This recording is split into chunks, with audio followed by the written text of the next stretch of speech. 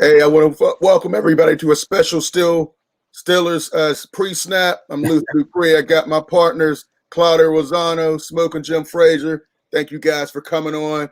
Listen, man, last game of the season, we just had a great recap. I told you they were going to beat the Colts, and they did it in crazy fashion in the second half.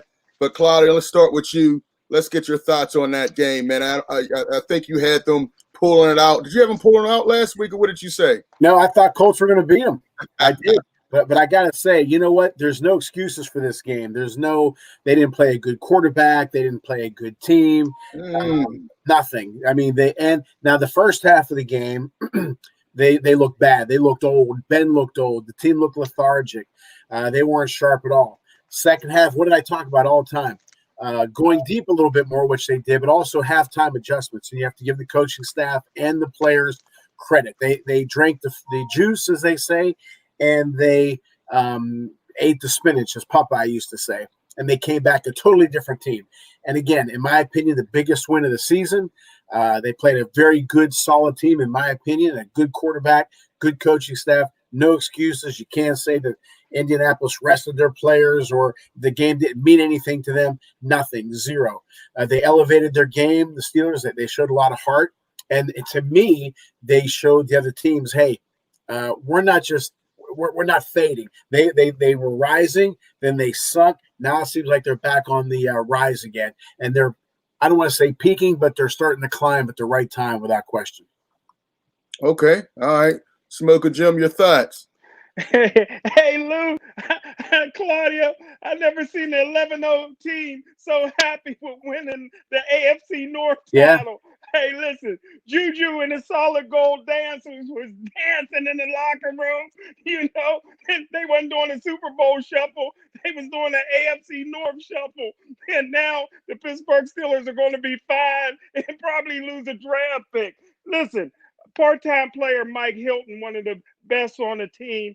Coach Mike Tomlin said that T.J. Watt is from another planet, and I agree. T.J. Watt is the best defensive player in Pittsburgh Steelers history. You know, Cash has shook up the world. How about the blonde bomber, number 49? Cash is marks. He can float like a butterfly and sting like a bee. Good linebacker there. Hey, finally, since Mike Munchak left the Pittsburgh Steelers, they are dead last in the NFL in 3rd and 1 and 4th and 1.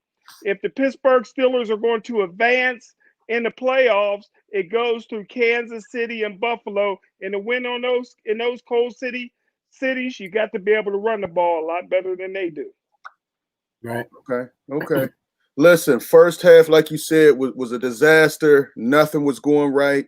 Second half, and as I told you before, Phillip Rivers, when there's a big game, look for him to throw an interception. I told you he was going to throw an interception. I told you Mike Hilton was going to have big plays. He's the most underrated player, maybe definitely on the Steelers team, but maybe in the NFL.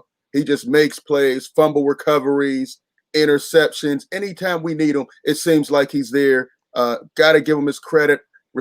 Unrestricted free agent next year. I hope they can bring him back because he definitely helps this defense. Everybody speaks praises of him. But let's talk about the adjustments that were made in that second half. Offensively, they did absolutely nothing. First half, the Colts were driving up and down the field. But what happened, I think they, like you said, Claudia, they went deep. Ben started calling more of the plays. They turned up the tempo. And I think that's what they need to do in the playoffs. But it was just an exciting game. Juju came back and made some great plays. But real exciting. I don't know if they got enough credit. Jim, why can't they celebrate winning the title, winning the AFC North? I mean, they've been holding for 4 weeks to try to pop these bottles, and they finally did it. Listen, they went 11-0, had a bad stretch, bad injuries, all started with the Ravens in that COVID situation, kept pushing the game back. 3 games in 11 days, unheard of, a lot of injuries. As they got healthier, they got better, Jim. I mean, that's just my thoughts on the whole matter, Jim. What give them some credit, man. I don't see a problem in celebrating winning the AFC North, probably the toughest division in football. They're going to have 3 teams in there that have won 10 games or in the playoffs. The toughest division. Yes, you need to celebrate that, Smokin Jim. What's wrong with that? Well, if you're asking me a question, I came along when the Steelers in the 70s, they never celebrated a division championship. The 72 Miami Dolphins didn't celebrate that. The 72 Dolphins are still celebrating. 72 Dolphins when they went celebrating. 18-0, they didn't celebrate that. That's right, Listen, Lou. I expect Cleveland to celebrate because they're going to the playoffs when they step all over the Steelers today. That's what you celebrate. You know what I mean? Anytime you win, you celebrate. I'm cool with the celebration, Smokin Jim. Hey, listen. Are you cool with it? Are you cool with one less draft pick and a fine? That's not guaranteed. They may get fined. They may get fined, but they're not losing a draft pick. After your coach talked to Juju about not dancing, not only did he dance, he danced in front of his locker. And really, that's with no mask on. Listen, and really, that's the dumbest rule. In front of solid gold dance. They just played a football game. They go into the locker room and they can't dance and celebrate. That's a ridiculous rule. They played 2 hours against another team with no mask. They go into the locker room and dance, and they get fined. I mean, it makes no sense. I understand. Hold on, Bluth. I didn't hear that. Who fined them? The NFL is going to fine them because they were in the locker room without a mask. And take a draft pick. Not necessarily, Jim. They're going to get fined, not necessarily take a draft pick. I think ridiculous. Oh yeah, you know what? We don't have many to give away, do we? We already gave away most of them. You know what? That's just as ridiculous whenever they fine a player for not wearing the same colors. I mean, the socks not showing, or it's just ridiculous. The NFL has to grow up a little bit on that. Are you trying to take Edmonds Nelson's job away from him, Claudio? He's been gone. I don't know where he went. He's been gone. I think he's still the clothing police for the NFL. Get them socks up or I'll find you. Get that mask on. Juju was so happy, guys. He got Chase Claypool something from Louis Vuitton. He said he went in the store and couldn't afford it. So for Christmas, look at Juju. He's such a good teammate, man. He hasn't learned anything from Antonio Brown. Great teammate. He got him a nice bag. Look at that, man. Juju's a good dude, man. Stop the hate. Stop the hate on him. He went from the most likable receiver in the league to the most hated, Smokin Jim. Give him his credit. Great guy, man. Hey, but real quick, as we talk about this, Smokin Jim, let's give out our awards. What are your awards? Who's your defensive player of the year, your offensive player of the year? Give us some awards real quick, Smokin Jim. Well, I wish I'd have got the memo, but off the top of my head, always. Jim, you don't read memos or emails or text messages. So I got it, Lou. Always the defensive MVPs, the greatest defensive player in Steeler history. Best white linebacker since Bobby Moshe from Waterboy. TJ Watt. I hope he wins NFL Defensive Player of the Year. I don't think he will win it sitting out this week. Offensive Player of the Year, man, you got to give it to the Steelers Rookie of the Year, the Joe Green Award winner. You know, this guy never dies. He just electrifies. You know what I mean? 6'5", 240 pounds. The Steelers struggled the whole first half because they were shutting him out. You know what I mean? Juju wanted to surprise him when he went to the Korean store to get that book bag for him. But hey, listen, Lou, you got to give it to Clay Chasepool. You know what I mean? He just sparks the offense. He's 10 touchdown passes. You know what I mean? He's my offensive MVP. And what's the other one, Lou? I know you didn't say Coach of the Year. I know because we don't have none of them. What was the third one? Or was that just there you go. Underrated player. Oh, the most underrated player always got to be the midget, the Mighty Mouse, Mike Hilton. I tell you what, man, I don't know what the guy has to do to get into the start lineup. I've been saying that for 3 years. You know, the Pittsburgh Steelers scouted Mississippi and hit the other corner in the second round. He didn't work out. Mike Hilton walked on with hat in hand, and they just found out he makes plays after plays after plays. Hey, it's not the size of the dog in the fight. It's the size of the midget in the fight. And I tell you what, man, I love me some Mike Hilton. Underrated player, man. All right. I like how you give credit and still find a way to slap him down, Smokin Jim. Listen, Mike Hilton, I posted about it the other day, man. So underrated. Listen, this guy makes plays. I don't care what you say about him, his size or anything. He's all over the field, in the backfield, sacks. The ball's on the ground. He's going to find it. Him or Minka are always around the ball. Got to give him the underrated player of the year award. And real quick, we do have a question. Frank, what's going on, buddy? How about those adjustments from Tomlin? Give him some credit, Smokin Jim and Claudio. I did at the beginning of the show. I gave the coaching staff credit. All right, Jim. Well, that was Ben Roethlisberger that made the adjustments. They said Ben talked to the team at halftime, so the halftime adjustments was Ben Roethlisberger. Drama Ben did it again, huh? Man, give us some credit. Yeah, hey Frank, I definitely agree. Tomlin catches a lot of heat, but that second half adjustment was amazing. He definitely outcoached Frank Wright and the rest of the Colts coaching staff. I don't know what they were doing last week. That was an absolute disaster. I mean, they were in the first half, and then all of a sudden Taylor disappears. They're not putting pressure on Ben. I don't know what they were doing. They really were over their head, and Phillip Rivers once again folds in a big game. What else is new? And we got Emmanuel Walton. Thanks for she got number 28 Hilton. I definitely agree with that. Definitely one of the most underrated. Hey, real quick, Claudia, let's get your thoughts on this. Do you have anything different than what we were saying? No, very simple. The most underrated was Hilton without question. Defensive player is without question Watt, and the offensive player is the second greatest white quarterback in Steeler history, Ben Bradshaw being number one. Oh, man. All right. We got and the rookie, obviously, you had that listed because I did get the memo. I'm not like Jim. I saw the memo, and obviously Spillane has to get the rookie. I'm kidding. Claypool definitely. Of course. Hopefully they get him going in the playoffs again. Hey, once again, we got Frank Jackson. Feel bad for Hayden. Oh, man. Yeah. It looks like he's going to miss the first playoff game. Really, I think they need to push it back. He's out. And I just saw that for the Saints, Kamar tested positive. They don't have any running backs. The Saints. Right.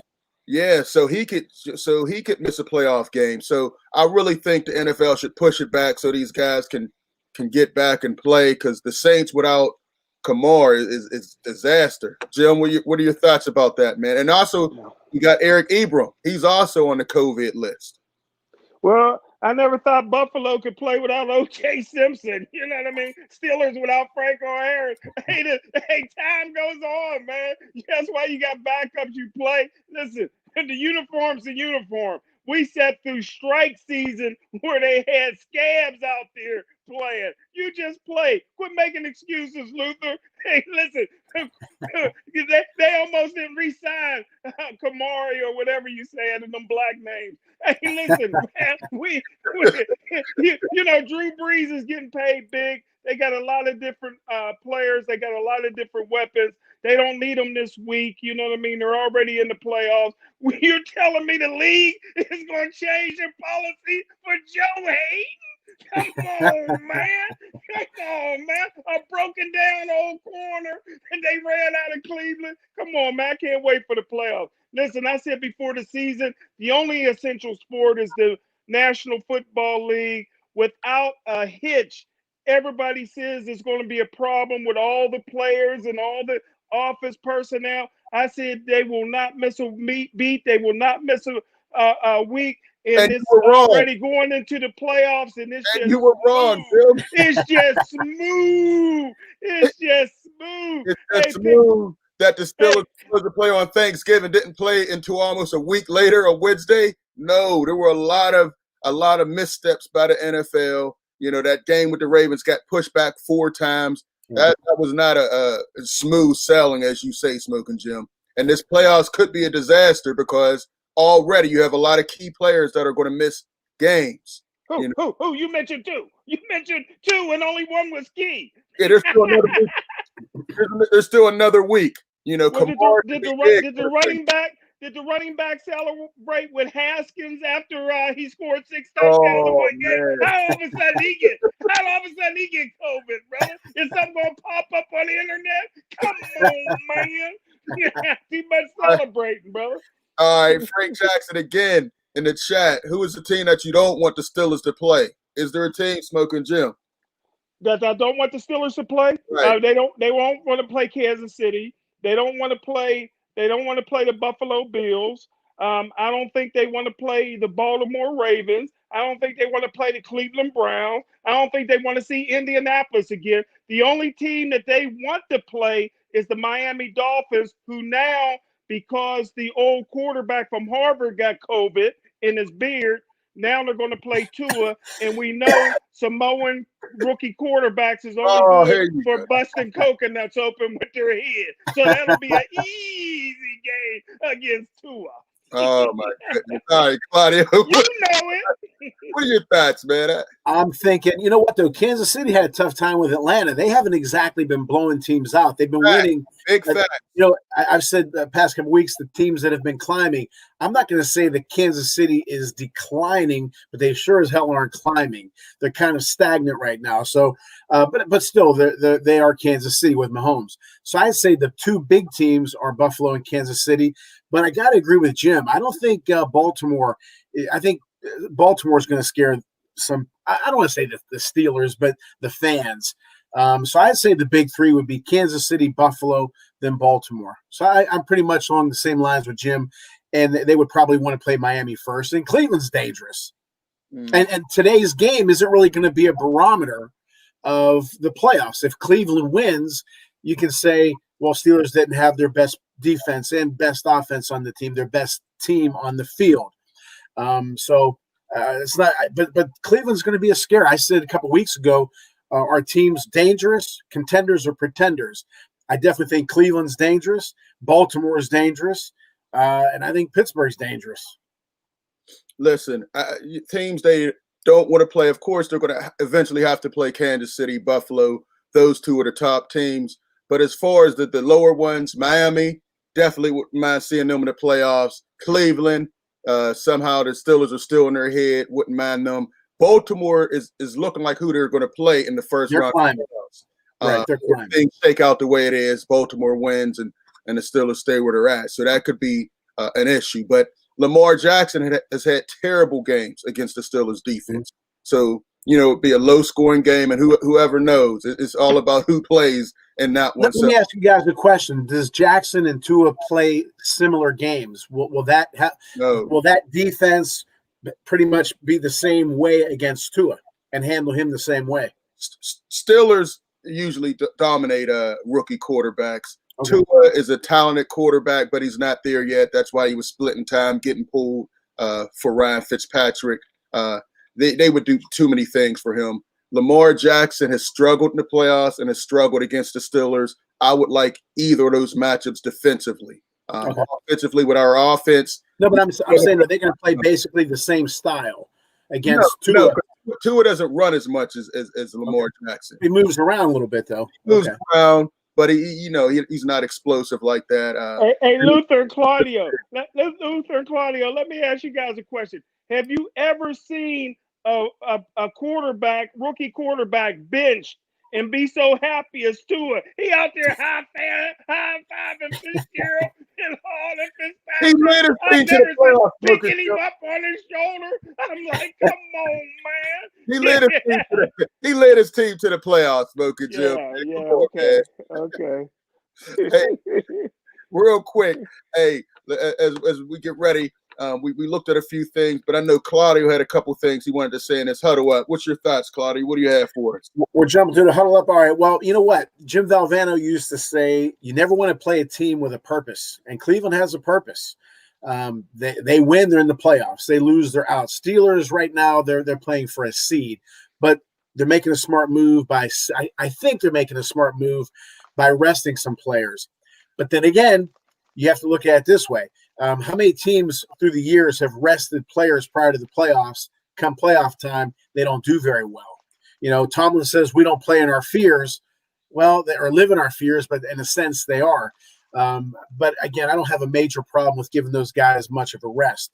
Now, Cleveland, it's their game to win. Now, if they look at the Steelers defense and say Watt's out and Hayward's out and Hilton's out and all these guys are out, then we can start passing the ball more. That's dumb. They should do what they're doing. They have a great backfield in Chubbs and Kareem Hunt. Yeah. And they should do what they've been doing. Don't get too cute. But sometimes coaches in the NFL and baseball, they try to get a little too cute.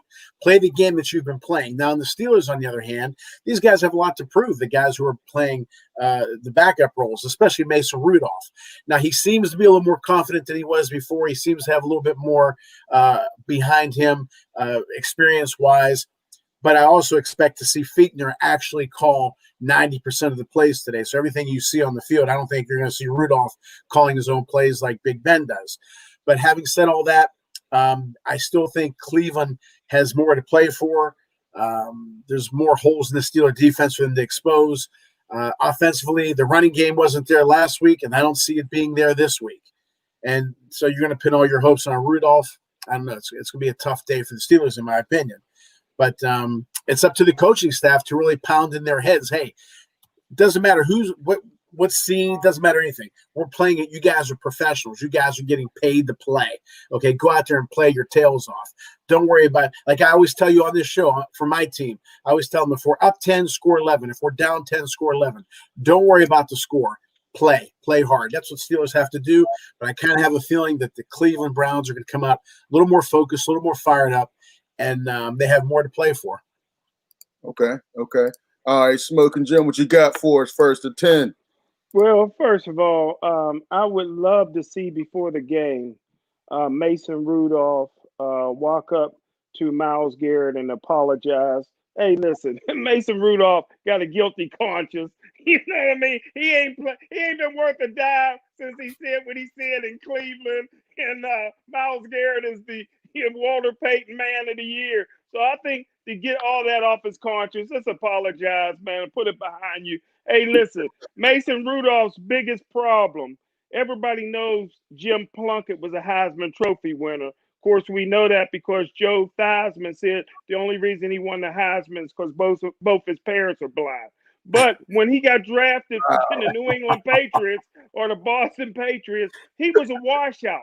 He was a washout, but the one thing he could do was find his college receiver, Randy Vitaha.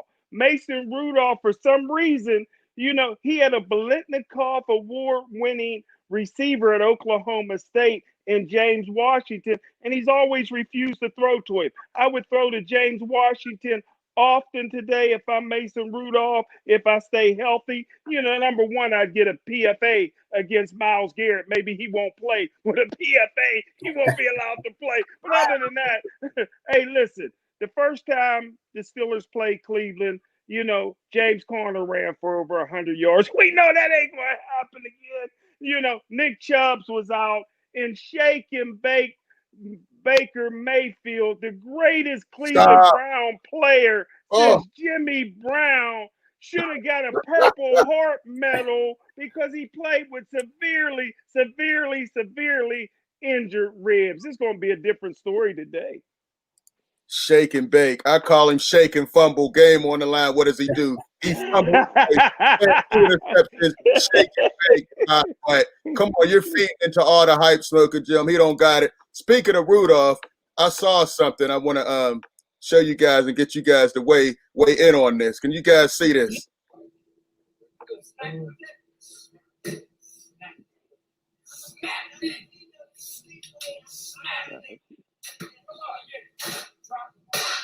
He better watch out. Listen, that hit me, man. Listen, he better apologize. I don't know what happened. He better be running for his life. Villanueva hasn't been blocking anybody this entire year. And as soon as he better get rid of that ball because Myles Garrett is coming after him. Definitely got to look out for Mason. I'm not sure he's going to finish the game. We do have a couple comments real quick. All right, we got Barnett Harris in the house. Do you see Rudolph possibly getting pulled if he struggles today? Smokin Jim. Claudio. Oh, go ahead, Claudio. I'm sorry. I don't think so, because I think they want to test him, see what he has. Although, again, I hate to ride the fence.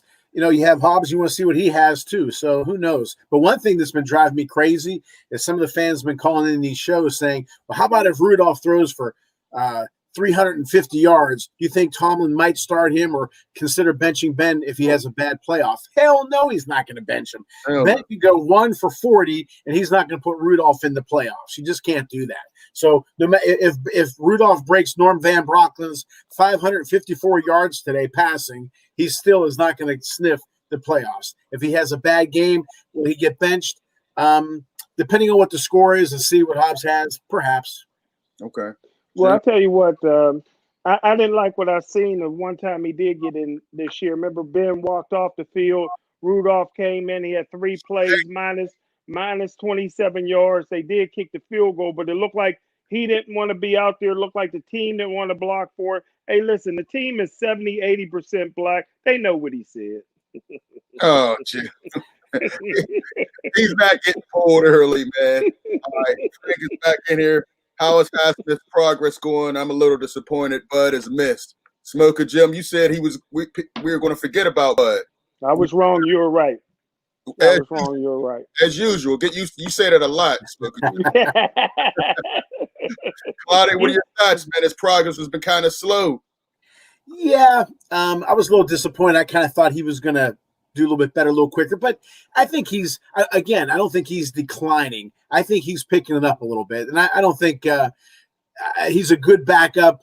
Putting him out there in the deep end right now is going to be iffy for sure. But he is getting a little bit better. So, although I don't want to say I'm disappointed, not surprised. I guess he hasn't. I thought he was going to do a little bit better.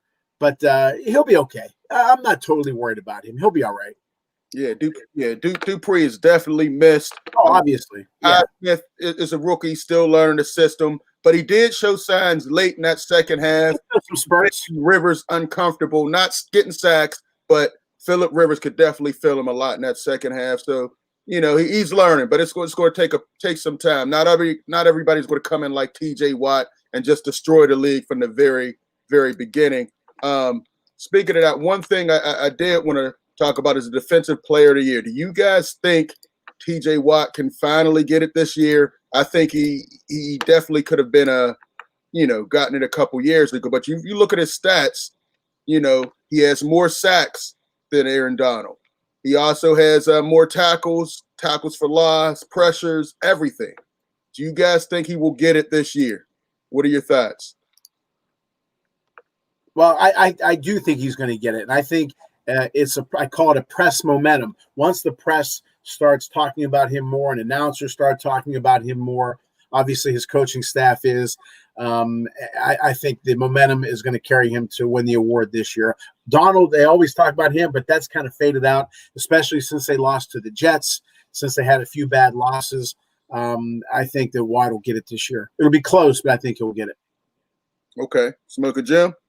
Well, he didn't get it because he never deserved it. Hey, listen, man, I love T.J. Watt. He never deserved to win it. I don't think he deserves to win it this year. I think not playing. I think Coach Tomlin sitting down a young player like him that's going for it, man. Listen, I think Aaron Donald wins it today. They win it. They go into the playoffs. Hey, listen, I don't care about sacks. Aaron Donald's getting triple teamed inside. You know what I mean? You can't compare. That's apples and oranges, man. Playing in the trenches inside. Listen, I may not give it to Aaron Donald because he won it a couple of times, but does he deserve it? If they were both going for it for the first time, Aaron Donald gets it all day, and I think that somebody will emerge today. Maybe Myles Garrett with 5 sacks may get back in the running today. But hey, if it comes down to T.J. Watt, who I love, I've been saying since draft day of 2017, best linebacker in Steeler history. Now I'm saying he's the best defensive player in Steeler history. He's never deserved the defensive player of the year. Only Watt that deserved it was JJ. I give it to Aaron Donald all day. You hating on him, Lou, because he never came on your show. Hey, I got a lot of love for Aaron Donald, man. All right, let's see. Frank Jackson back in here. TJ deserved it 2 years in a row. Stop the cap, Jim. All right. Frank is on you. Listen, I think he definitely deserves it, man. The way he impacts the game. Even last week, he got the offense started by that strip sack where Mike Hilton picked it up. He should definitely get it. Aaron Donald is a beast, but he's gotten, 2-3 of those awards. I'm always going for the hometown guy, but I think this year, 12 and 4, which the Steelers may be, or 13 and 3, whatever. But he deserves it. Give him his flowers right now. He needs to get it, and then bring J.J. Watt over here because Watt is already complaining about the culture in Houston. Hopefully, J.J. agrees to a buyout or something and comes here. That would be nice to bring him off the bench and just let him rush the passer. I think that would be great. Have all the Watts on one team. I think is Derek Watt still a little wobbly? Is he okay now? Oh man, that was a vicious hit, Joe. You about a vicious hit. That's a vicious hit. I see why he don't play defense. A wide receiver's knee, his shin knocked out. Oh, well, I think after the game, you knew he was in trouble because instead of going to Subways, he went to Jimmy John's. So you knew he was in trouble there. Hey, real quick as we wrap up, predictions for the game. I know there's going to be a lot of guys out. What are your predictions for this game? Claudio, why don't you go first? Because I'll say it again, you never want to play a team with a cause. I got Cleveland 30, Pittsburgh 24. We get 24. Okay. All right, Smokin Jim, what's your prediction? Well, I don't know why nobody likes Shake and Bake Mayfield. You know what I mean? This is a guy that got 75 touchdowns and 10,000 yards How many in 3 interceptions? seasons. He got a Heisman Trophy. He took the worst team in the league from worst to almost first. I think that Baker Mayfield will throw for 400 yards. Hey, listen, it ain't his fault last week that all his receivers was in the hot tub together. Ryan Switzer leading the way. But hey, listen, I think the score is going to be Cleveland 60, Pittsburgh Steelers 3. Oh my gosh, more noise. Smokin Jim, 60, 16, 60, 60. Okay. What's in that drink? What's in that drink, Jim? Give some to me. Listen, I think the Browns winning this one. Steelers are resting so many guys. They don't want to get anybody injured before the playoffs. It's going to be 24-10. I think Cleveland wins. Mason Rudolph still doesn't look good to me. I would have rather seen Duck or Dobbs or anyone in there. He's going to be running from his life with Myles Garrett trying to end this season.